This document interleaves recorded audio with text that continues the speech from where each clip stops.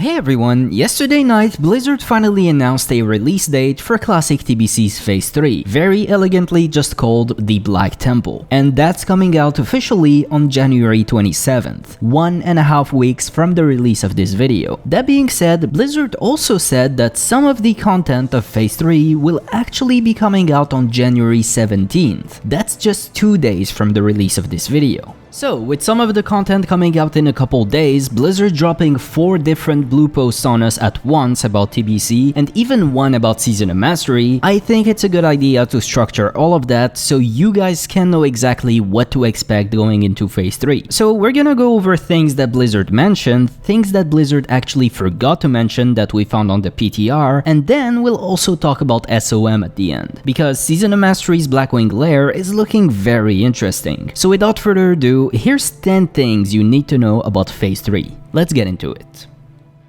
So, obviously Blizzard announced that Phase 3 is coming out on January 27th, along with the main event, that being the new raids, Black Temple and Mount Hyjal, which are surprisingly coming out on a Thursday, more on that in a moment, but also the release of the Netherwing Reputation along with the new dailies and the Netherwing mounts. So yeah, all of that is good, but as I said at the start, a sort of pre-patch to Phase 3 is also coming out on January 17th. Not a lot of stuff has been announced to be coming on that date though. In fact, the only thing that Blizzard said is coming on January 17th is the new Incubus pet and its new quest to learn how to summon it. Interesting because we haven't seen that quest yet on the PTR. And also the launch of Arena Season 3, which also means that your arena points will be converted to honor then. So if you haven't spent your arena points yet, now is the time to do so before they're gone. And Season 2 gear is also on discount now. So yeah, that's what they talked about, but there's also a lot of stuff that they haven't talked about that could be coming out on January 17th. As of this time, there's no way to tell exactly what this pre-patch will bring, but we'll go over the undocumented things in a minute so you guys can check for yourselves. But for now, let's continue reading this article to see what Blizzard confirmed is coming on January 27th. So, in 1.5 weeks from now, we're obviously getting the Tier 6 raids, Black Temple and Mount Hyjal. We actually released a guide a couple days ago on this channel going over each Black Temple boss, and Hyjal is coming very soon, so make sure to subscribe to not miss that. But past these raids and the Netherwing Reputation, Blizzard also said that epic gems are coming on January 27th too. That's to be expected obviously, but the good news for you, if you're a jewel crafter that you may or may not know, is that all the recipes for those epic gems can be bought right away from the Elf in Dormy, inside the Battle for Mount Hyjal raid. Unlike the previous recipes, which were a very rare drop from basically any mob in the world, and thus were extremely expensive. Those new recipes will be available to any high-level jewel crafter, given they have the Mount Hyjal reputation for it. Some require friendly, some honored, and some revered.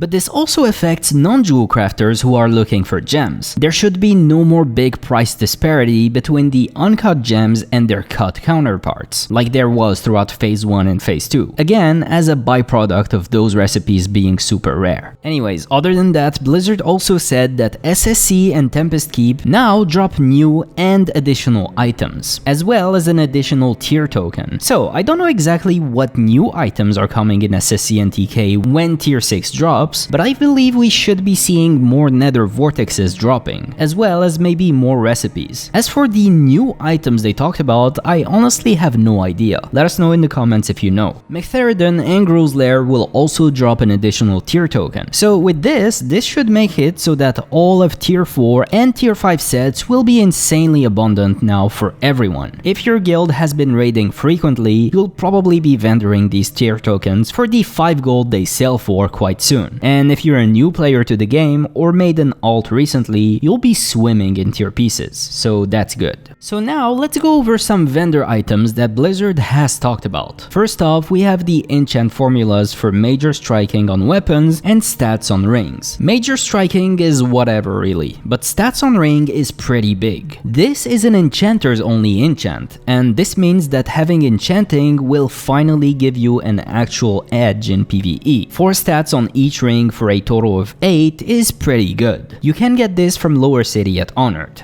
Blizzard also talked about the patterns for the new quiver and ammo pouch, coming with Phase 3. We talked about this already in another video, but basically these quivers and ammo pouches will give you the exact same speed as any previous ones you had, except they have 2 more slots on them. So you can ask any hunter and they will tell you this is the best thing ever. So, as far as the official patch notes go, that's pretty much it. But as I said, there's a lot of undocumented things that they haven't talked about. So let's talk about them real quick here. To start with, and I think most notably, we have Primal Nether being sold by the Badge of Justice vendor. I also talked about this many times in previous videos, but basically this means that a lot of items will go down in price now, like the leg enchants from leatherworking. This also marks the first new item purchasable with Badges of Justice. When Phase 4 drops and Zulaman releases, we'll get even more stuff to buy with badges. And then when Sunwell releases, even more. So you should really start farming your heroic dailies as much as you can and save badges from now on. Another interesting thing Blizzard hasn't mentioned, even though they mentioned quivers and ammo pouches, is the new types of arrows and bullets from the Karazhan reputation and the ones from the Mount Hyjal reputation. Those are not only better than the previous ones, but they're also cheaper, costing only 60 silver per stack of 200 for the Kara ones and 1 gold 60 for the Mount Hyjal ones. Hunters rejoice. Another vendor item coming with Phase 3 that Blizzard hasn't talked about is the new flasks from Shattrath that you can buy with Marks of the Illidari. Those will drop like candy in Black Temple and Hyjal. And with just one of these, you can buy the flask of your choice from Shattrath. Those marks can be even sold on the auction house since they're not bound. So flasks are gonna be dirt cheap to obtain now. Come to think of it, those marks used to drop from SSC and TK on the PTR for Phase 2 a couple months ago, before they removed them. So Marks of the Illidari may be one of the new items that will drop from SSC and TK. So yeah, with those dropping in all of Tier 5 and Tier 6 raids, this will shave off a huge chunk of your consumables bill at the end of the raid,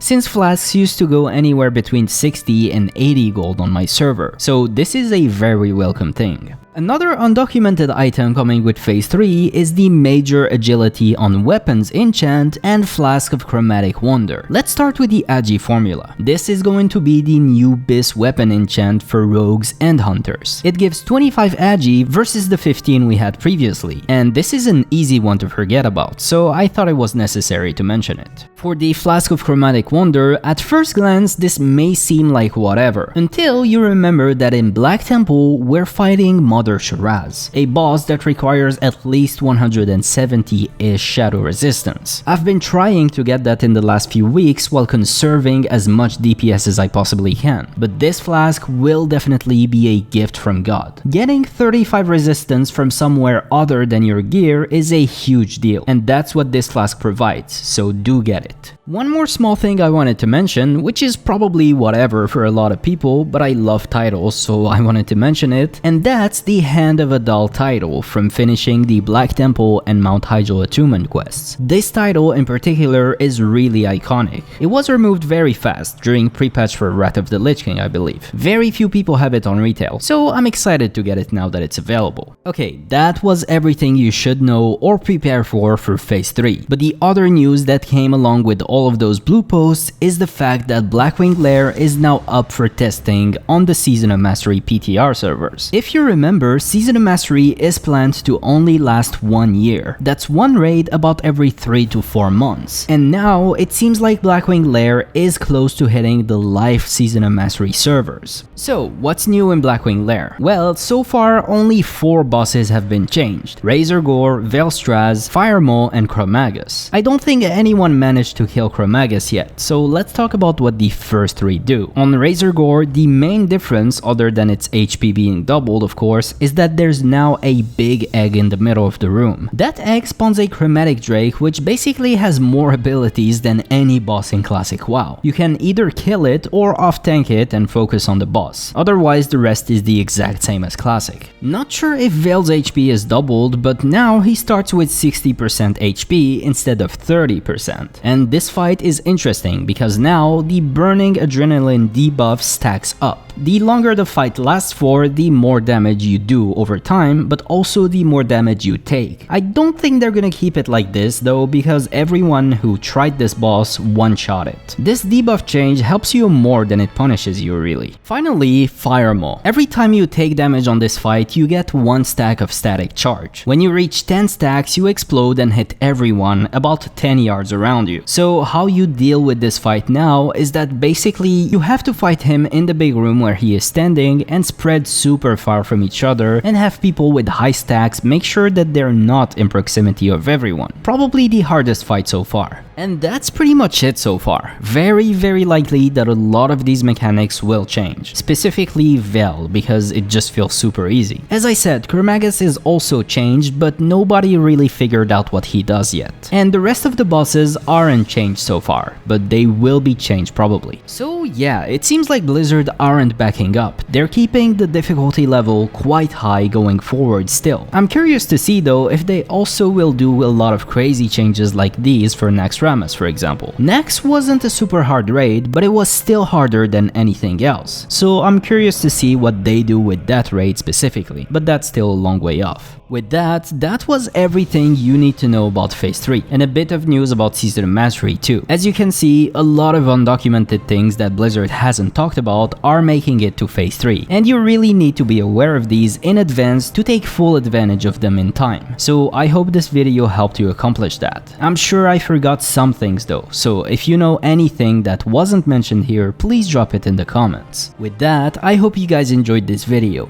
If you did, remember to give it a like and subscribe to the Classic WoW Curios channel for more content like this. I will see you guys in the next one very soon. Bye for now.